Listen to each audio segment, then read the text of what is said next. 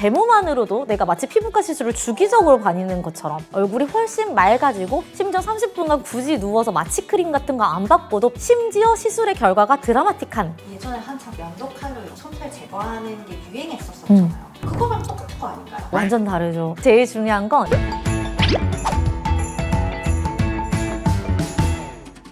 안녕하세요. 뷰티온사이드 김예리 대표 원장입니다. 오늘 얘기 드릴 거는 항상 가장 궁금해하는 거, 피부과에서 가장 가성비 있게 받을 수 있는 시술이 뭐인지에 대해서 제가 오늘 짜잔 하고 공개를 해드릴까 합니다. 요즘엔 오히려 안 받아본 사람이 별로 없을 정도로 엄청 대중화가 되기는 했는데 그럼에도 불구하고 이게 그 정도의 드라마틱한 효과인지 모르기 때문에 여태까지 안 해보셨던 분들도 너무나 많으세요. 일단 옛날에는 미인은 털이 많다라는 말이 가끔 있었는데요. 요즘 시대에는 완전 아니죠. 글로잉 돼 있는 물광 피부라든지 이런 게 확실히 요즘에는 대세이기 때문에 다들 털 하나 없이 모공 하나 없이 깨끗하고 반짝반짝 거리는 피부를 원하기 마련이에요. 그래서 저희 병원에서 가장 많이들 시술하고 고객님들이 가장 가성비 있게 만족하는 시술은 단연코 제모 시술이라고 할 수 있겠습니다. 여기서 제가 말하는 거 남성 수염 제모라든지 팔다리 이런 제모를 얘기 드리는 건 아니에요. 여성 솜털 제모에 대해서 얘기를 드리고자 합니다. 여자분들 제일 고민 많으신 게 이런 인중 쪽에 이방수염처럼 되게 조그맣게 회색빛으로 보일 때 상당히 안 깔끔해 보이고 상당히 언프로페셔널해 보이고 상당히 묘하게 거슬린단 말이에요. 심지어 우스갯짤로 이렇게 돌아다니는 글들을 보면 내 썸녀 두근거리고 너무 마음이 가고 하는데 애가 눈을 감고 있는데 인중에 털이 보여서 확 깼다. 남자분들이 보기에도 그렇게까지 신경 쓰이는 포인트가 여자의 인중털이라든지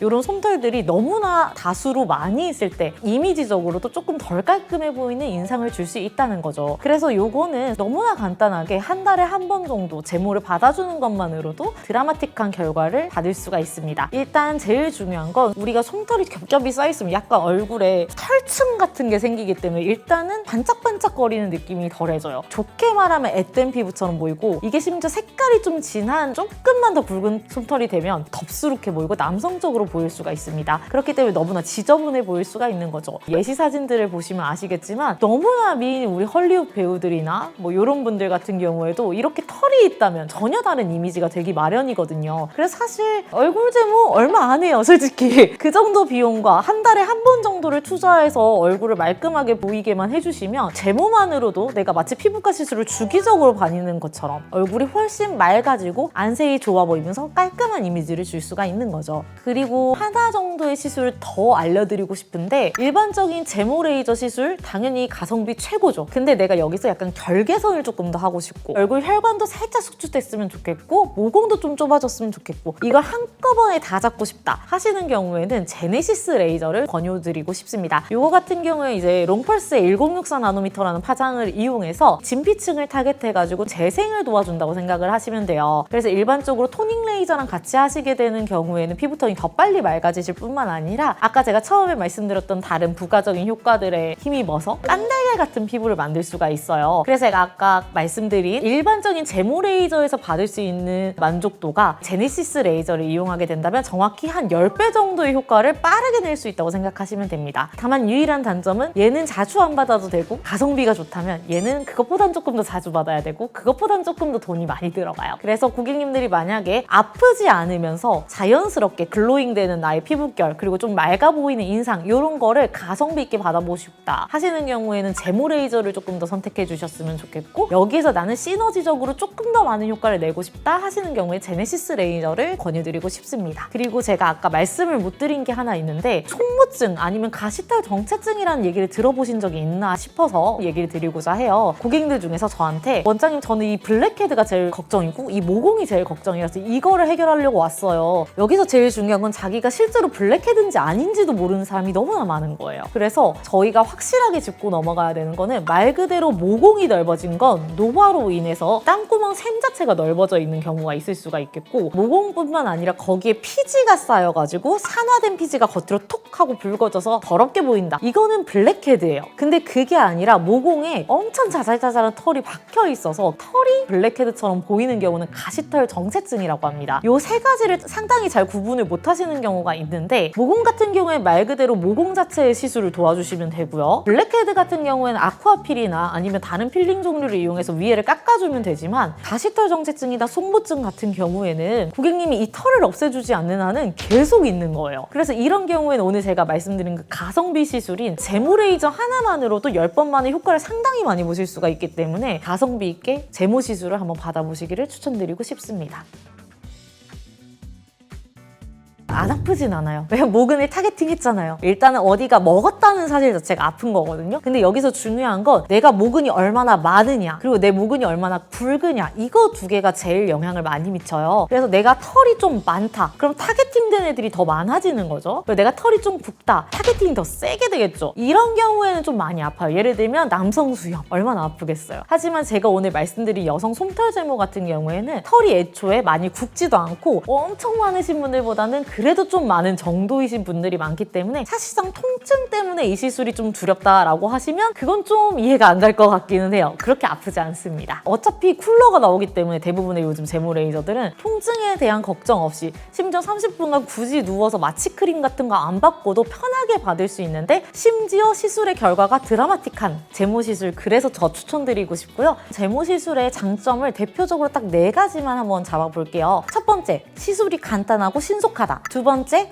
효과가 너무나 명확해서 바로바로 눈에 띈다. 세 번째, 오히려 얼굴에 트러블 같은 게 잔털을 잘 안 말려서 생기는 분들도 있거든요. 그럼 모낭염 초반에만 견디고 나면 제모 시술 후에는 걱정이 없습니다. 여드름 걱정 많이 줄어들죠. 그리고 마지막 4번째, 통증도 거의 없어요. 부작용 같은 경우에 사실 너무 걱정하실 필요는 없는 게, 요즘에 너무 제모 레이저들이 잘 나와요. 그럼에도 불구하고 있을 수 있는 게 일반적으로 가장 크게는 화상, 두 번째는 모낭염, 이 2가지가 가장 대표적인데요. 첫 번째 화상 같은 경우에는 본인의 피부 타입, 예를 들면 내 피부는 까말 수도 있죠. 그런 경우에 또 에너지 레벨 조정을 해줘야 되고, 반대로 내 얼굴이 진짜 솜털인 경우가 있을 수가 있고 조금 굵은 털일 수가 있잖아요. 이런 건 저희가 펄스 위드라고 해가지고 또 맞춰야 되는 레벨이 있는데, 이런 거를 조금 제대로 구현을 해가지고 진행을 하게 되면은 화상에 대한 위험성이나 이런 거를 많이 낮출 수가 있고, 그리고 최근에는 아까 말씀드린 것처럼 쿨러가 계속 나오기 때문에 크게 많이 걱정하실 필요는 없습니다. 그리고 두 번째로는 모낭염이 있을 수가 있는데, 일반적으로 피부가 이렇게 있으면 모근이 이렇게 있는데 당연히 모낭이 있잖아요. 근데 이 모근을 타겟팅을 할 때 당연히 모낭의 근처에는 피지샘도 있고 땀샘도 있고 다 같이 모여 있단 말이에요. 그럼 당연히 이쪽에 열이 과하게 들어가면 피지 쪽이나 이런 데에도 염증이 유발될 가능성이 높습니다. 그렇기 때문에 아주 드물게는 여드름이나 모낭염이 일시적으로 확 올라올 수가 있어요. 그래서 내가 얼굴에 털이 너무 많거나 원래 여드름성 피부다 하면 예방적으로 약을 처방받아 가시거나 약한 스테로이드 연고 같은 거를 같이 소분을 해드리니까 하루 이틀 정도 가볍게 발라주시는 게 좋습니다. 집에서